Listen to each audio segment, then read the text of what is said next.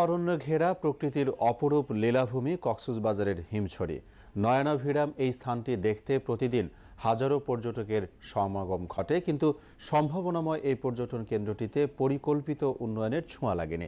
উপরন্তু জবরদখলের কবলে হুমকির মুখে রয়েছে এর পরিবেশ। প্রতিনিধি আমানুল হক বাবুলের তথ্যচিত্রে রেজান করিমের ডেস্ক রিপোর্ট। কক্সবাজার শহর থেকে হিমছড়ির দূরত্ব মাত্র ৯ কিলোমিটার। একদিকে সমুদ্রের গর্জন, আরেকদিকে ঝর্ণার কলতান। তার মাঝে হারিয়ে যেতে প্রতিদিন ভিড় জমে হাজারো দর্শনার্থীর। কিন্তু দুর্বল যোগাযোগ ব্যবস্থা, অপরিকল্পিতভাবে দোকানপাট গড়ে ওঠায় কাঙ্ক্ষিত উন্নয়নের ছোঁয়া লাগেনি এখানে। এছাড়া প্রাকৃতিক ঝর্ণাটিও জঙ্গল ঘেরা। দর্শনার্থীদের দাবি, অবকাঠামোগত উন্নয়ন করলে এতে পর্যটকের সংখ্যা আরও বাড়বে। অনেকেই উঠে হয়রান হয়ে যায় বা বিভিন্নভাবে ব্যাক করে।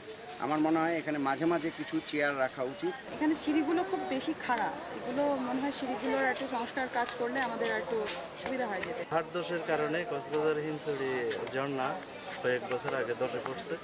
এটা এক প্রকার শ্রীহীন হয়ে পড়ছে বলা যায়। টাকার হোটেল নাই, কারণ যদি টাকার হোটেল থাকতো পর্যটকেরা থাকতে পারতো, বিনোদন করতে পারতো।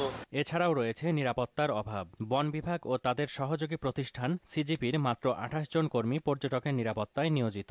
তারা তাদেরকে সেবা দিয়ে আসছে।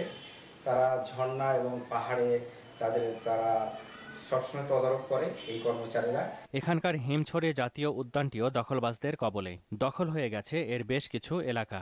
আমাদের ১৭০০ হেক্টরের মধ্যে এখানে ১০০-১৫০ হেক্টরের মতো অলরেডি জবরদখল হয়ে গেছে। এই জবরদখল উচ্ছেদে আমরা তালিকা করেছি এবং এগুলোকে জেলা প্রশাসককে দেওয়া হয়েছে। রেজওয়ান করিম, মোহনা, ন্যাশনাল ডেস্ক।